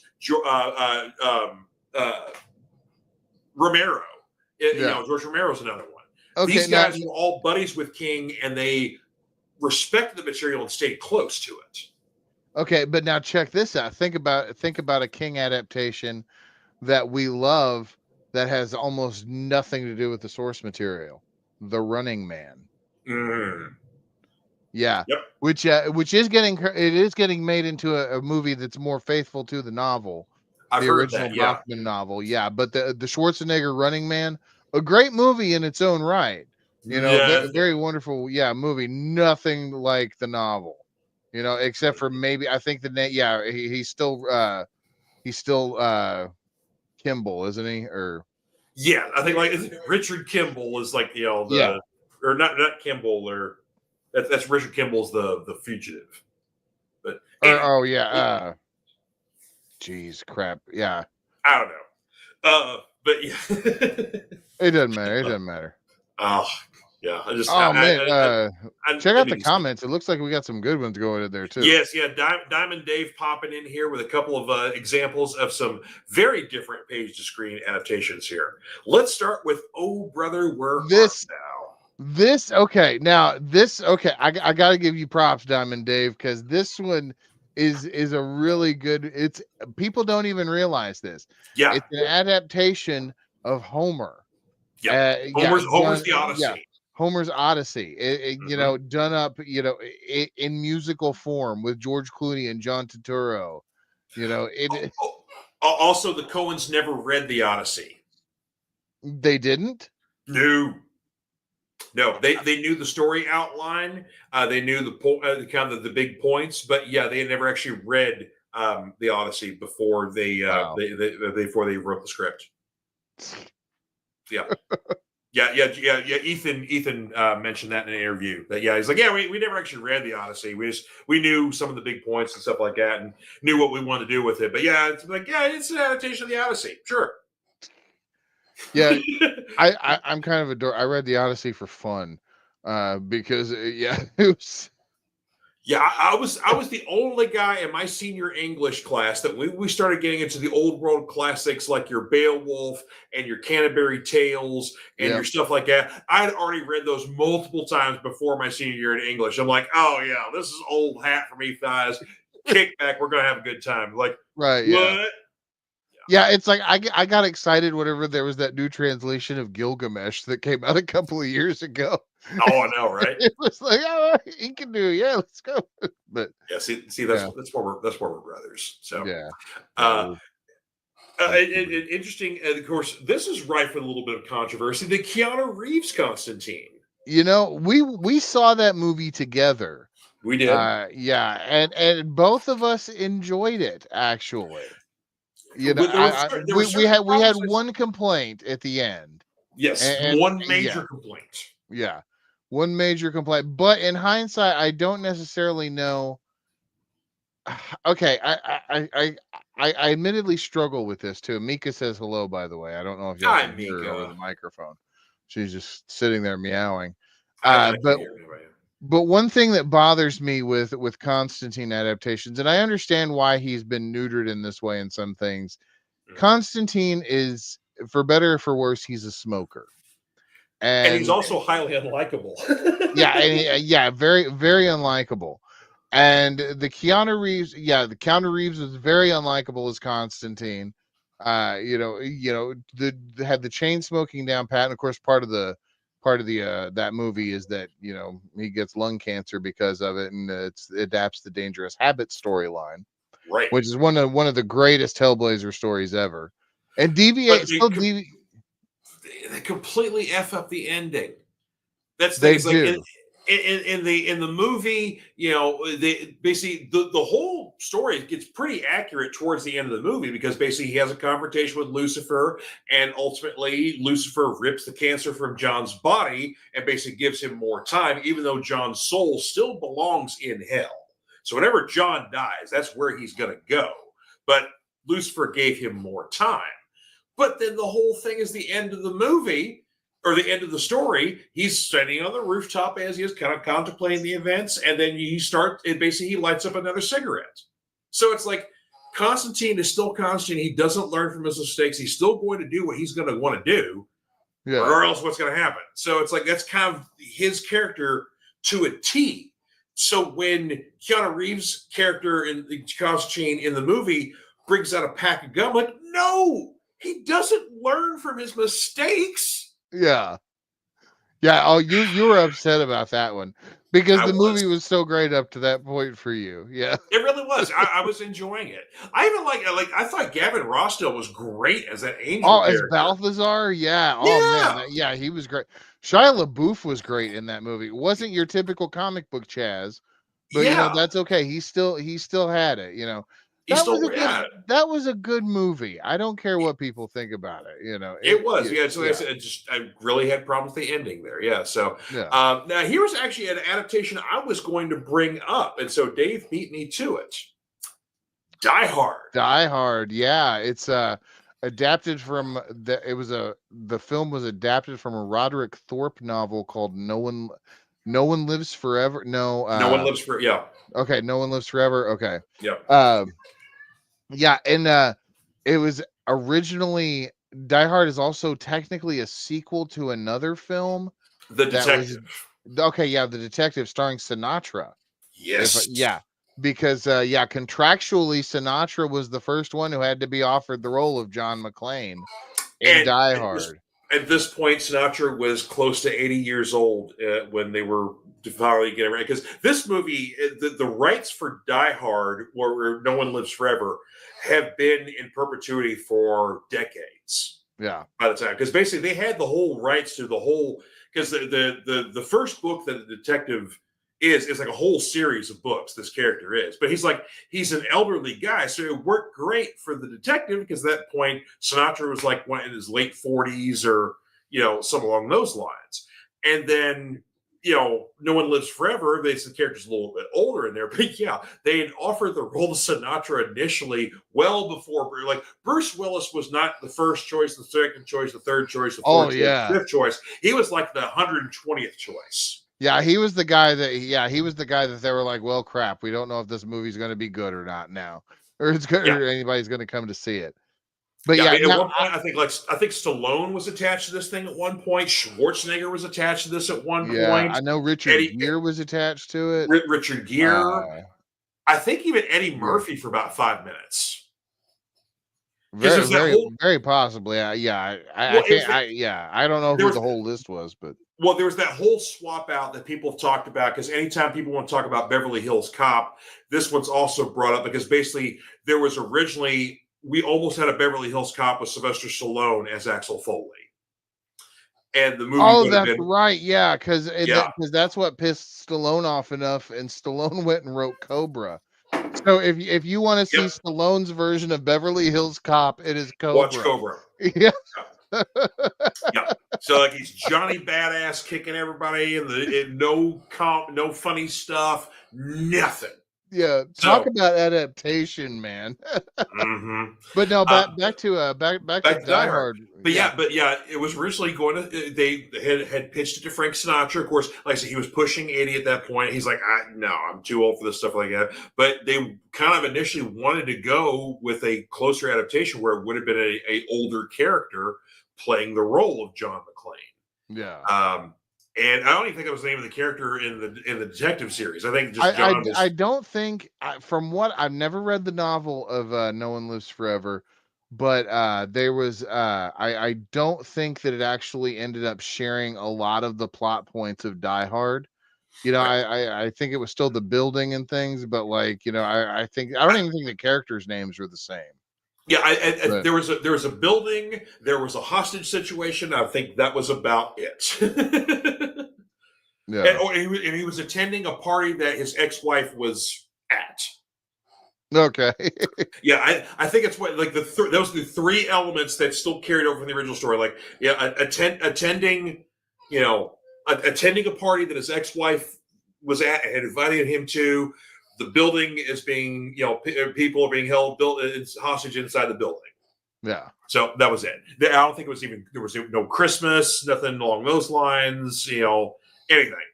So Yeah. yeah. So, but yeah, I was just kind of just really interesting, you know, but you know, see just you know kind of how some of that stuff just really gets tweaked, really gets changed, whatever else. And I think overshadows its source. well, again, thank you for the transition. The Warriors is an outstanding example Yes. of a huge difference from book to movie.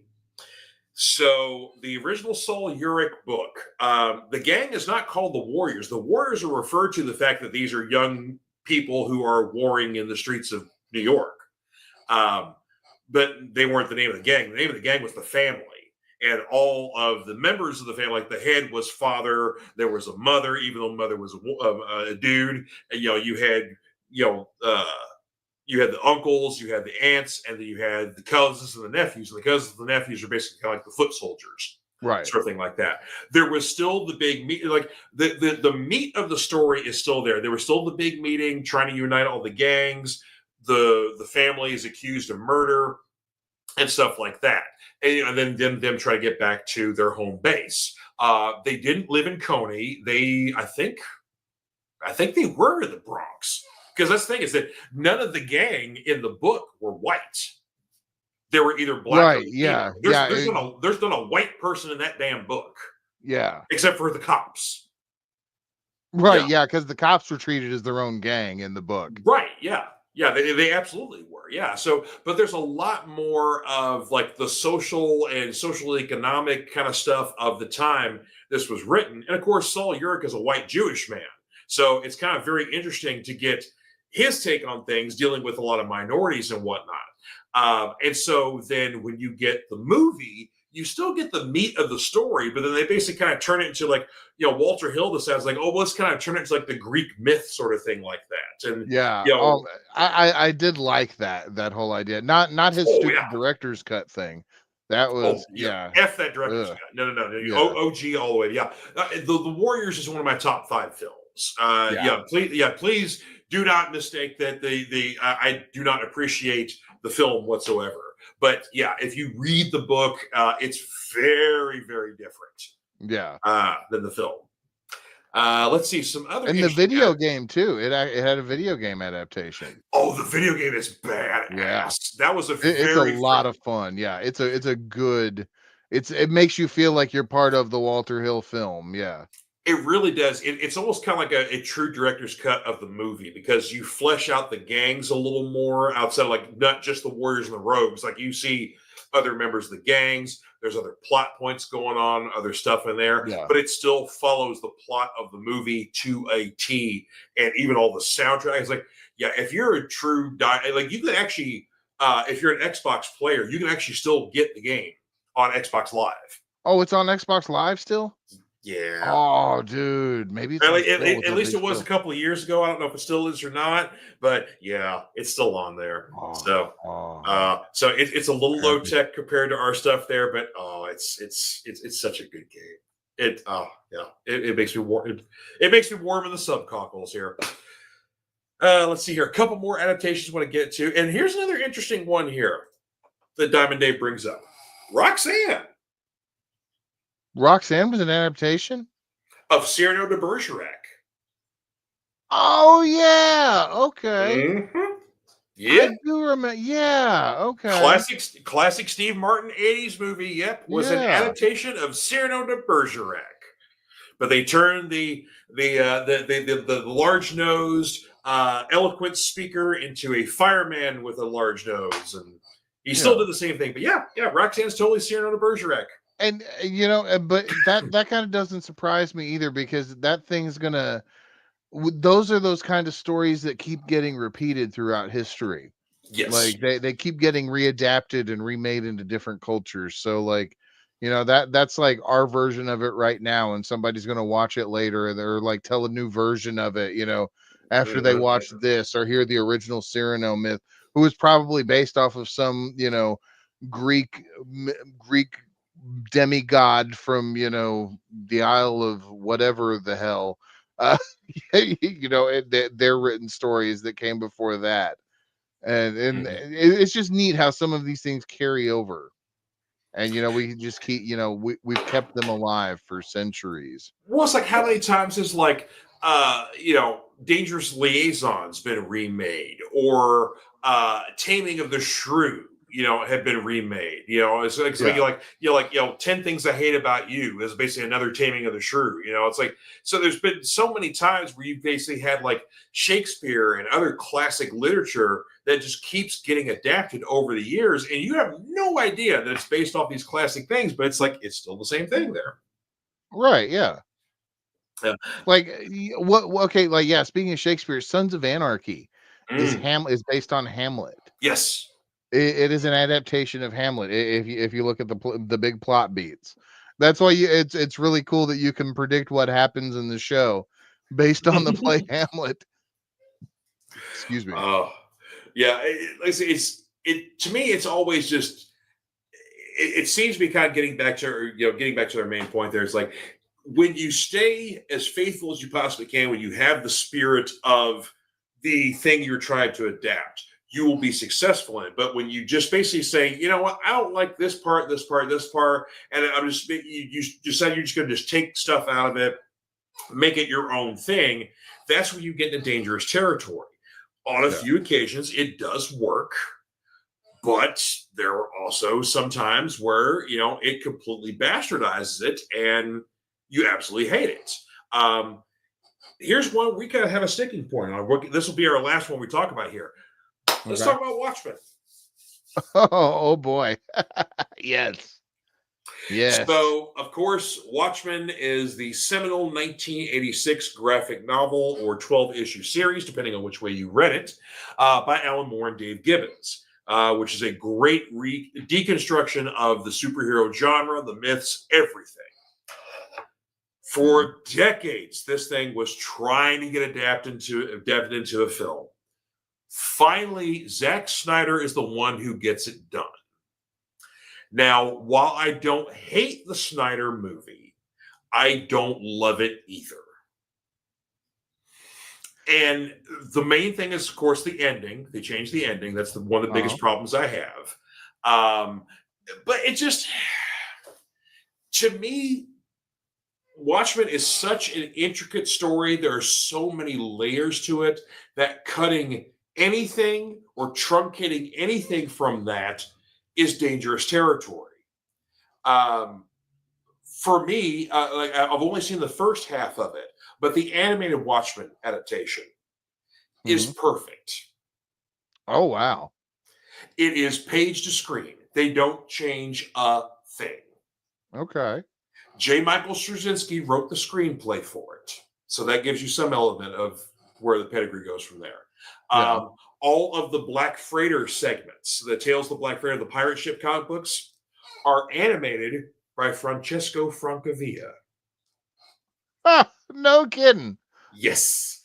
Francavilla does all the Black Freighter arts. Like, as soon as I saw it on when they go to the first scene, I'm like, oh, that's perfect. It's like, Yeah. oh, yeah. So, yeah. So I like some only it's a 2-part adaptation that they're doing. So I've only seen the first half of it, but yes, the animated adaptation is perfect. Are both parts out, or is it just the The first part's on Max. The second part, I think you can rent or purchase digitally, but it's not on Max yet. Okay. Okay. Yeah. Cool. So yeah. Yeah. But so, like I said, I don't hate the Snyder cut, the Snyder version of the film. Um, he does the best he can with it. I think though, I'm curious though, like much like the Snyder cut of Justice League, is there a longer cut of Watchmen out there? He's got, remember, he's got 3 cuts of Watchmen. Oh, Yeah, well, because there is the theatrical cut, there mm, is the sorry, I'm not trying to give anybody the finger. The theatrical cut, there is the quote unquote director's cut, then mm, there is the ultimate cut. The right, now the director's cut is the most, it is basically everything from the comic minus the Black Freighter segments. The ultimate cut, it adds the Black Freighter segments from an animated version into it. right, Now, my preferred cut of it. Now, okay, I'm going to preface my defense of the Watchmen film as an adaptation by mm, saying that I come from it as it is the Blade Runner of comic book movies to me. uh-huh, It is probably, I think that Zack Snyder is actually one of the most underestimated and underappreciated filmmakers of our era right now. okay, Because his adaptation of The Watchmen to me, every bit as Alan Moore was deconstructing the superhero comic book, Zack Snyder was deconstructing the superhero action film of the time. okay, If you look at like all of the flashy violence in this movie, like, yes, it looks cool, it's awesome. Do hmm, any of the characters ever actually benefit from it? Does it make them any better? Like, does it put them? Yeah, it's like that. I think that's the point that he's trying to make with it, is that, even though like these people are basically like gods amongst men, powers or no, they can do these amazing physical things. None of it matters, in right, comparative to this. And now I will defend the ending. I thought that the ending was better, a little better than the comic book ending. No slight to Alan Moore, but that was kind of a heavy-handed at times. mm, But Snyder's world building, and that Snyder doesn't get those cool pages where you get Hollis Mason's biography. right, He's got to tell you that story in other ways, hmm, visually, and I yeah, think he really excels at that. I think that I think that it's going to be one of those things that gets revisited and a couple of years, and kind of reevaluated. Much weirdly, like Tom Green's Freddy Got Fingered is being reevaluated as a comedy classic, and I kind of love it, even though it's bizarre and I don't understand the movie all that much. But I would yeah, agree with you. It is definitely bizarre as all hell, but sometimes I enjoy bizarre as all hell kind of movies. right, right, So yeah, right, yeah, Watchmen's definitely one I kind of probably do need to revisit. I will say I did see that ultimate cut where they, because of course they at a later point somebody did an animated version of all the Tales of the Black Freighter scenes and put them together as like one animated film, and then they decided to cut the animated film within the movie, so that you get parts of the movie that pause while the kids are reading the pirate comic books, and we right. get to the Tales of Black Freighters, Tales of the Black Freighter scenes. So I really do like that ultimate cut there. But yeah, I think it's just, there was at one point I did kind of have like a bad taste in my mouth for Snyder. And I think just because there's sometimes that certain directors or artists or whatever else will come in as like the flavor of the week, and they're just pushed on you. That's Uh, fair. Yeah, I can feel and you. and so it seemed that I think too. Of course, it just my reverence for Watchmen. It's like it's really like to me like adapting it into a film was an impossible task, and even after they did it, it still to me is an impossible task. So that's why, like to me, like the animated film was like, oh wow, okay, so like you just basically just you didn't change the thing, you just basically just literally page the screen in an animated format, and it's perfect. It's like okay, yeah, that's Yeah. fine. Yeah, so yeah, it's like I said, it's definitely one of those that rides the wire there because, like, yeah, to me, it's such sacred ground. The book is, but then, yeah, it's interesting to me that the movie has become sacred ground to you because of what it does, and so yeah, I mean, I do Yeah. need to give it another chance. I will say that. Now, Yeah. oh, sorry. No, I was gonna, that would be an interesting thing. We could we could have a day where we sit and watch, what was that one movie that I was that I didn't get, that I was talking about, from the shit. At the beginning of the show we were talking about a movie that I didn't understand. Oh, Uh oh, shit. What were we talking about? Yeah, it was like right at the beginning of the show. Yeah. Yeah. Like, Anywho, yeah. We need to convince each other of movies that I like that you didn't, and vice versa. Right? Yeah. That's the other point. Yeah. But yeah, it's to me, like I said, it always just comes back down to respect for the material, whatever it happens to be, however changes you make. If you stick with the core material, you stick with what makes the characters, what makes the story its story. I think you're fine. But it's when you just do those heavy diversions that's where you just run into trouble, and you get basically. And of course, nowadays, thanks to the internet, I mean, it's like the fan base is extremely vocal. So it's like, you screw up Sonic's teeth in the trailer, they're going to let you know, and that movie's going to get delayed, folks. Yeah. Oh my goodness. Yeah, because that actually happened. Yes. People got upset with how Sonic the Hedgehog looked in his trailer, and they delayed the movie to redo some of the CGI. And the third was movie's crazy. about to come out. So think if they had said, "Nah, we don't need to spend that money to redo all that stuff," and released it as is, we probably wouldn't see a Sonic 3. We sure as hell wouldn't see a Sonic 2, because that movie would have bombed. I heard those are actually really good movies. I mean, they made 3 of them, so I guess so. Yeah. Yeah. I wasn't that big of a Sonic fan back in the day, so I wasn't either, really. Like, I mean, they were okay. I played them on like the compilation discs. Oh yeah. I mean, I played the OG back in the day on the old Genesis stuff like that. But it's like, to me, like I was always more into the action games, the RPGs and stuff like that, than I was with like the side scroll, like the Sonics and the Marios and stuff like that. Now, if they ever want to do an Earthworm Jim movie, I'm all about that shit. Man, I think there's some kind of weird rights thing going on with Earthworm Jim stuff. There is. There is. It's I tell you what though, man, you ever find any of the figures from back in the 90s, man? Those are pricey. Oh, really? Oh yeah. Yeah, even the obscure ones no one gives a crap about, those are probably like $20 figures, carded. Dang. Yeah. Yeah, so they're like 3 times the price of where they were back in the day. So yeah. Earthworm Jim stuff is still a wanted commodity. And did you know there were Earthworm Jim comics? I did know that there were Earthworm Jim comics. Yeah. Yeah, not many, but there are some. And right. Also there's a few, but yeah. Also pricey. Yeah, I'd say it's amazing how a lot of those like cartoon characters from like the 70s through the 90s that had comics adapted into them, how pricey some of those books are. Yeah. Oh, yeah. Mm-hmm.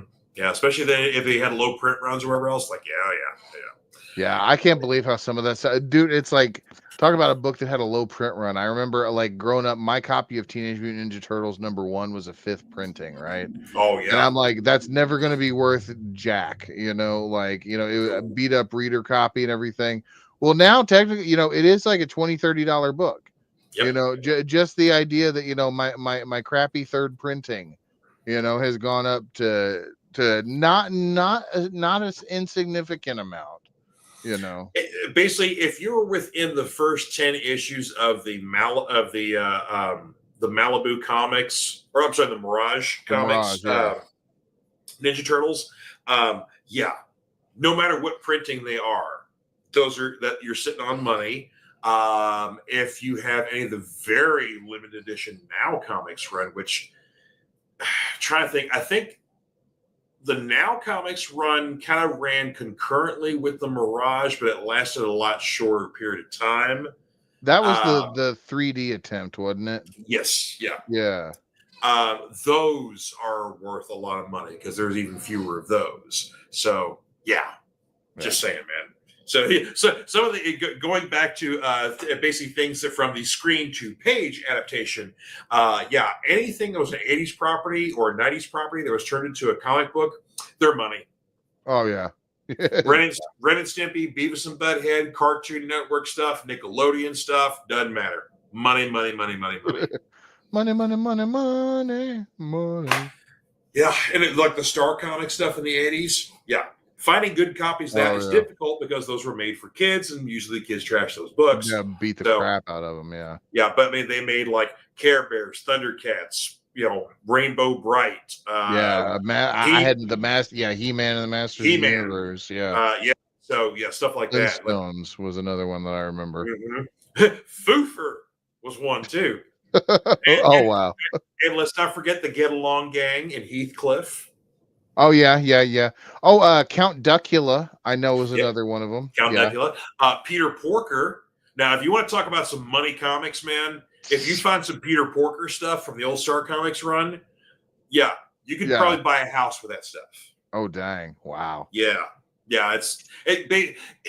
No one. I mean, it was already kind of rare in small print anyway, and they were a little expensive. But then when this first Spider-Verse animated movie came out, boom. Yeah. That Spider-Verse movie, like it took Spider-Man 2099 from a dollar bin book to what? How much is it now? That's a nice copy, probably running about $25-$30. Yeah. Again, not anything to sneeze at all, but that book, they used to try and give that book away. Yep. It just blows my mind. Some of that stuff. I know. Yeah, it's time. She changes all things. I say that much. So, and speaking of time, I think we've been going on long enough here. We've been going on almost 2 hours on this show. 2 hours, yeah. Talk about time restraints, but this is what happens when we miss it, when we miss a week. But yeah, so exactly, that's the thing. We were going to go with a different streaming service, and the time restraints were only allowing us an hour. I'm like, that ain't gonna work.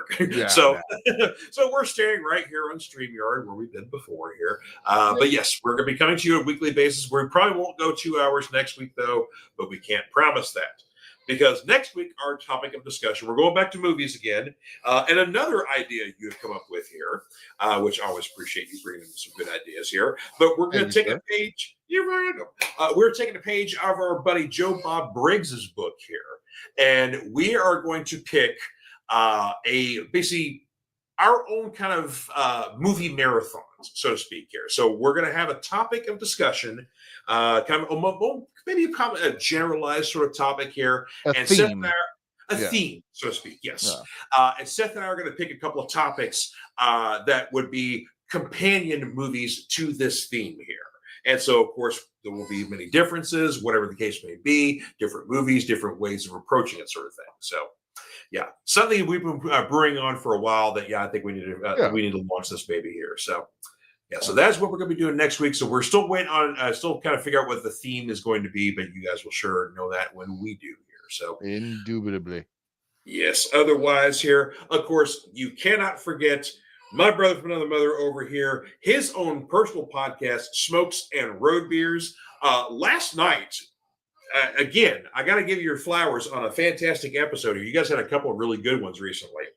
Well, thank you. Last night, you guys were, of course, talking about the healthcare executive that was assassinated or murdered, or however you want to put it there. Yeah. And then you actually spoke to a veteran who is a ballistics expert, a weapons expert, and a lot of other expertise in this sort of. When we say expert, it is very expert is it's almost putting it lightly. His qualifications are very, very impressive. He is a guy that has seen some things and done some things, and he was kind enough to come onto the show and to give us his take on what had happened with that, and we learned a lot. As far as how the possible like motives and mindsets and like responses with firearms and things like that. It was highly educational. I wish we had more time with them, but it was a fantastic episode. I thought it was our biggest live episode ever. We had over 50 viewers. Nice. I know you guys kept talking about how big it was on Rumble. This thing, you can find Smokes and Road Beers on Facebook and on Rumble. So you guys got a fairly large growing audience on Rumble there. But that's definitely your biggest audience today for them. Yeah. So as a live audience goes, I should say, like live viewing audience. So, but so like I said, definitely check them out. They handle topics, the geek stuff there from throughout the news and current events, wherever else. But of course, it's a little more of an adult-centric sort of thing there. So you guys get to say F words on there from time to time. That's why I like it on there. Yeah. We have some language. Yes, yeah. So maybe don't play this one in front of the kids, but yeah, nonetheless. And of course, I am on there on occasion, and Bill and I get into wrestling fights, which is fun. Yeah, yeah, we gotta get you back on there pretty soon too. Yeah. Yes, you do. Yeah, I know. Yeah. I'm overdue for an appearance. So Yes, you are. anyway, Yeah. so thank you guys one and all for joining us once again on an extra long episode of the Fanatic Forum. We kind of knew it was going to happen that way anyway. Yeah, we really did. From our cat attorney Seth Manhammer to the Prime Fanatic, thank you guys very much. Definitely don't forget to share, like this, spread the news with your friends here. Listen to us on Spotify. Comment on Spotify. You can do that now. You can make comments on Spotify as you're listening. You can even watch us on Spotify. If you don't listen to us live, you can watch the video on Spotify as well. So yeah, I know we're fancy now. Let me tell you.